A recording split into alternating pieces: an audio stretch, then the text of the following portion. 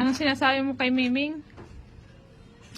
Wag siya pagpaaway sa pusa yung andun. Bakit? Kasi nag-aaway siya. Ganyan. Tapos nag-aaway siya.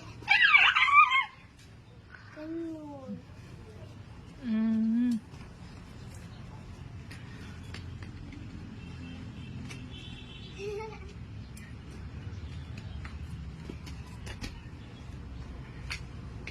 Ang cute na Miming, ano? Opo.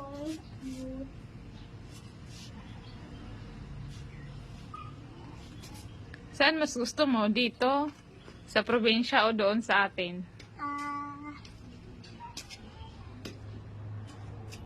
Dito! Bakit?